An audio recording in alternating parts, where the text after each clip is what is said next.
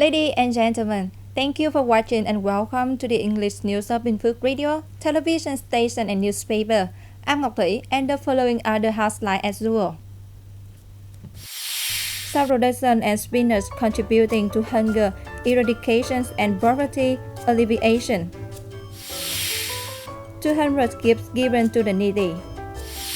Training in veneer production needed.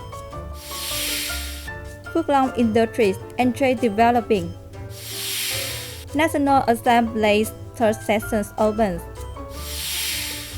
Prime Minister Phạm Minh Chính attended Indo-Pacific Economic Framework Lunch event. And now other details, ladies and gentlemen, the movement involving farmers emulating good production and spinners activity in Bình Phước province have promoted dynamism and creativity and helped members rise up and advance become wealthy. Bình Phước has more than 28,000 farming households, achieving the title of Good Business. The Provincial Farmers Union has launched a movement to emulate good productions and business activities and brought farmers together to help each other eliminate hunger and reduce poverty and build effective agricultural economic models. In particular, through the Farmers Support Fund, more than 3,200 households have borrowed more than 76 billion Vietnamese đồng in total for economic development.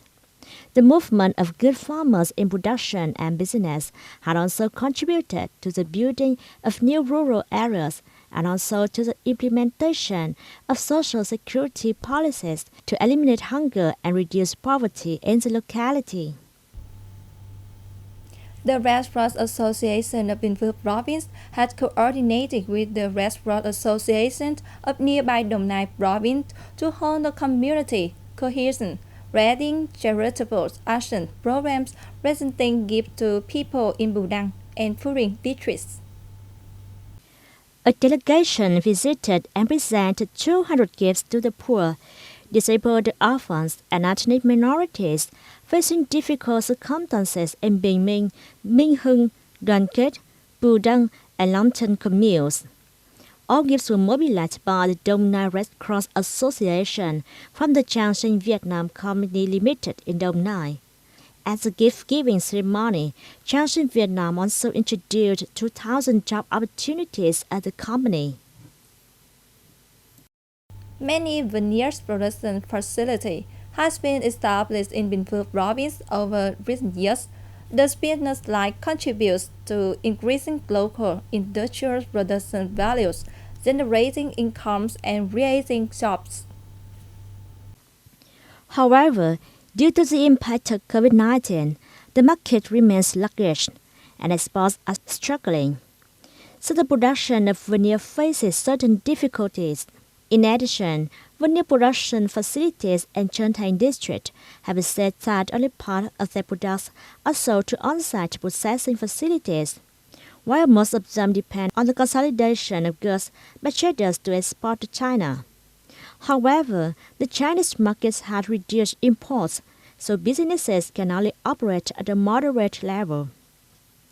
Bình Phước now has some 70 veneer production facilities. Businesses therefore want the province to form a sustainable chain in foster production processing, and large enterprises are also needed to lead the value chain.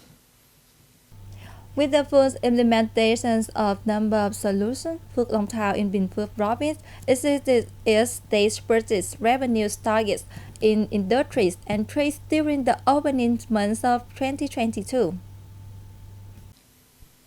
With COVID-19 still lingering, business, trade, and service activities by enterprises faced many difficulties in the opening months of the year. But with efforts from authorities and localities, Phuoc Long Town posted positive results in terms of budget revenue. It collected 39.8 billion Vietnamese đồng from the non-state industrial and commercial sector, reaching 60.4% of the plan assigned by the province and 57.6% of that approved by the town council.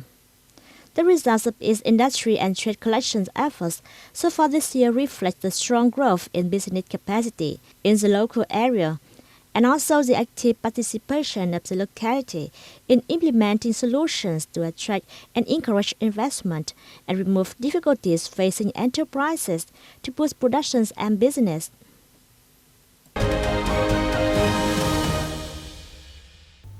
The 15th Tenors National Assembly convenes the third session in Hanoi on May 23rd. The session is later to take place in 19 days, the longest since the beginnings of this tenure. During the session, the legislative body will consider and approve 5 draft laws and 3 draft resolutions, which are designed to continue implementing the policy of safe, flexible adaptation to and effective control of the COVID-19 pandemic, so as to recover the economy and support people and laborers in the new normal. Addressing the session, National Assembly Chairman Bình Huệ asked deputies to focus on a number of issues, especially those have been lasted for a long time, such as low pace of public disbursement and misuse of state budget, among others. Ideas and recommendations of voters and people nationwide sent to the third session are also a focus of the sitting's agenda. The state budget settlement in 2020 will be the focus of the afternoon sitting. Prime Minister Phạm Minh Chính delivered a speech in the Pacific Economic Framework launch event on May 23rd. Let's take a look. The ceremony was attended by the Prime Minister of Japan, India, New Zealand, Thailand, and Singapore, the Presidents of the US, the Republic of Korea, and Economic and Foreign Ministers of Brunei, Indonesia, Malaysia, the Philippines, and Australia. The leaders shared a vision of an open, inclusive, and equitable Indo-Pacific with the potential for sustainable and inclusive economic growth. They emphasized the urgency of working closely to ensure economic recovery and development on an adaptive, sustainable, and inclusive basis. Prime Minister Phạm Minh Chính said, in the process of discussing Indo-Pacific economic framework, it's necessary to aim at a cooperation framework that brings practical benefits to the people. He said Vietnam will work with ASEAN countries and relevant partners to continue discussing and clarifying the content of cooperation pillars, bringing a positive, effective, and feasible economic agenda to the region and each country.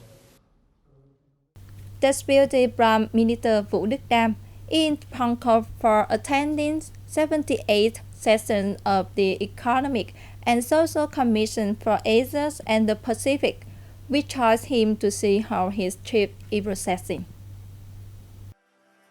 Deputy Prime Minister Vũ Đức Đam addressed the opening of the session in Bangkok on May 23rd. In his speech, Deputy Prime Minister Đam underlined the special meaning of this year's session, which marks the 75th founding anniversary of the Economic and Social Commission for Asia and the Pacific, and upheld the Commission's contributions to socio-economic development of the region. He expressed a concern that countries, particularly developing ones, are struggling with the huge multifaceted impacts of the COVID-19 pandemic, natural disasters, and climate change. They are also encountering many difficulties in assessing resources for recovery, green growth, and sustainable development.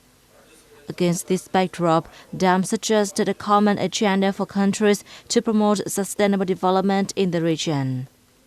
During the session, the Vietnamese Deputy Prime Minister met Amida Shanshia Alijabana, UN Under-Secretary General and Executive Secretary of the Economic and Social Commission for Asia and the Pacific. The Plum Harvest Festival was held in Mộc Châu District, in northern mountain of Sơn La Province on May 22nd to promote Mộc Châu plum among domestic and international tourists. Hosting the Plum Harvest Festival, orchards in Naga Valley in Mộc Châu town were full of local people and tourists coming to taste the plums and experience the harvest.